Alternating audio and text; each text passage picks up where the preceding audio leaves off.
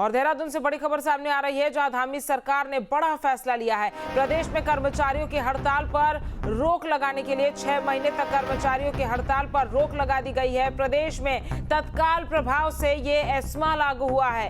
सचिव कार्मिक शैलेश बगोली ने ये अधिसूचना जारी की है। तो बड़ी खबर आपको देहरादून से बता रहे हैं, जहां धामी सरकार ने बड़ा फैसला लेते हुए प्रदेश में कर्मचारियों की हड़ताल पर रोक लगा दी है। 6 महीने तक कर्मचारियों की हड़ताल पर रोक लगी है। प्रदेश में तत्काल प्रभाव से एस्मा लागू हो गया है और सचिव कार्मिक शैलेश बगोली ने ये अधिसूचना जारी की है।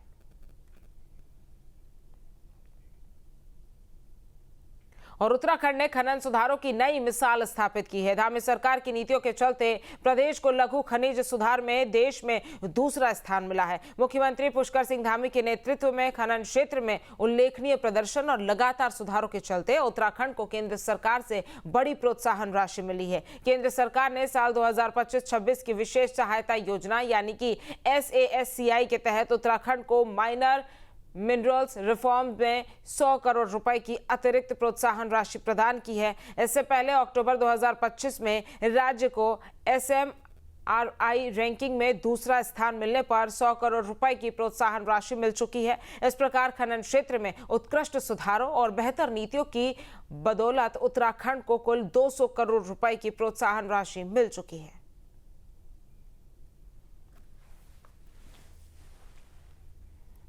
और चमोली में भालू की दहशत से लोग परेशान हो गए हैं। भालू के आतंक से लोगों का घरों से निकलना मुश्किल हो गया है और गांव की एक महिला अभी भी लापता बताई जा रही है। वन विभाग की कार्रवाई से लोग नाराज हैं और भालू प्रभावित क्षेत्रों में गश्त जारी है। बड़ी खबर आपको बता रहे हैं चमोली से, जहां पर भालू की दहशत से लोग परेशान हैं और यही वजह है कि लोग घरों में रहने को मजबूर हैं। घरों से निकलने लोगों का मुश्किल हो गया है। गांव की एक महिला अभी भी लापता बताई जा रही है। वहीं वन विभाग की जो कार्रवाई है उससे बताया जा रहा है कि वहां के जो स्थानीय लोग हैं वो परेशान हैं, नाराज हैं। भालू प्रभावित क्षेत्रों में गश्त लगातार जारी है, लेकिन उसके बावजूद लोग जो हैं वो डरे सहमे चमोली के दिखाई दे रहे हैं। और सीएम पुष्कर सिंह धामी ने मुख्यमंत्री आवास में उच्च स्तरीय बैठक की।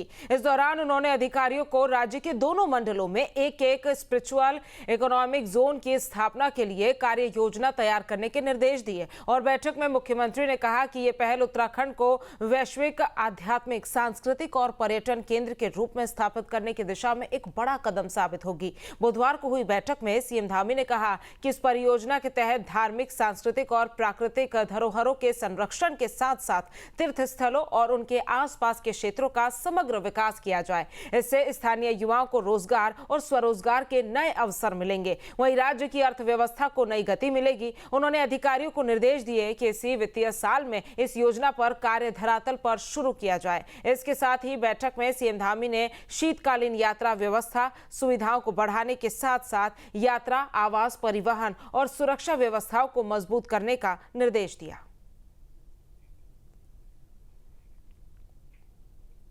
और बीजेपी सांसद अनिल बलूनी ने गढ़वाल लोकसभा क्षेत्र में खेलों के प्रोत्साहन और सेंटर ऑफ एक्सीलेंस की स्थापना को लेकर खेल मंत्री मनसुख मंडाविया से मुलाकात की और गढ़वाल लोकसभा क्षेत्र में खेलों के व्यापक प्रोत्साहन और खेल अवसंरचना के मजबूती पर चर्चा की। इस दौरान अनिल बलूनी ने कहा कि लोकसभा के हाई एल्टीट्यूड क्षेत्रों में सेंटर ऑफ एक्सीलेंस की स्थापना का विशेष आग्रह किया था। उसी के तहत बुधवार को एक बार फिर मंत्री जी से अनुरोध किया कि इस महत्वपूर्ण सेंटर की स्थापना जल्द सुनिश्चित की जाए, जिससे गढ़वाल के प्रतिभाशाली युवा खिलाड़ियों को अंतर्राष्ट्रीय स्तर की आधुनिक सुविधाएं और बेहतर प्रशिक्षण उपलब्ध हो सके।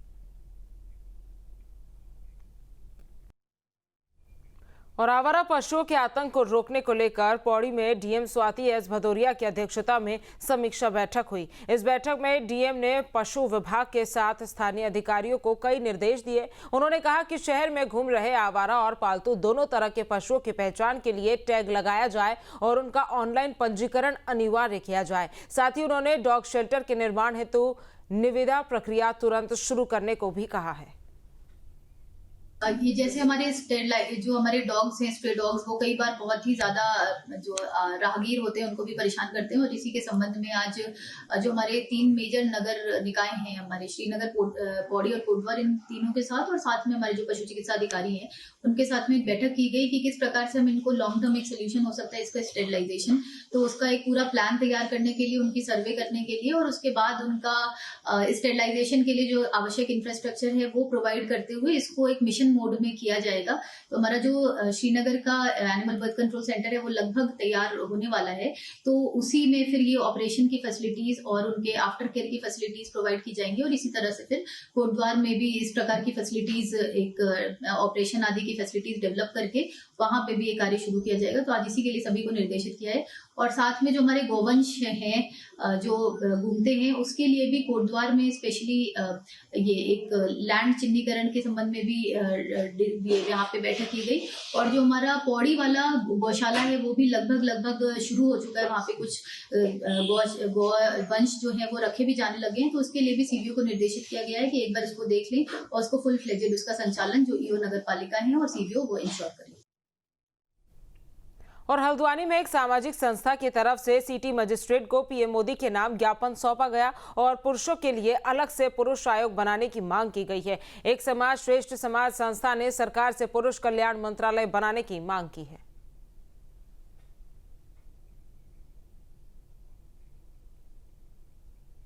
और बागेश्वर में पंचायत सदस्य जोशी पालड़ी सेवानिवृत्त सूबेदार फतेह सिंह करायत ने विधायक बागेश्वर पार्वती दास से उनके आवास पर मुलाकात की। इस दौरान उन्होंने विधायक से इलाके में अधूरे छूटे सड़क निर्माण कार्य जल्द कराने की मांग की है। सड़क निर्माण को लेकर उन्होंने विधायक को ज्ञापन सौंपा। दरअसल स्वतंत्रता संग्राम सेनानी महेंद्र सिंह करायत के नाम पर साल 2005 में सड़क निर्माण स्वीकृत हो गई थी, जिसका निर्माण कार्य साल 2007 में शुरू किया गया था, लेकिन तब बजट के अभाव में सड़क का निर्माण कार्य अधूरा रह गया।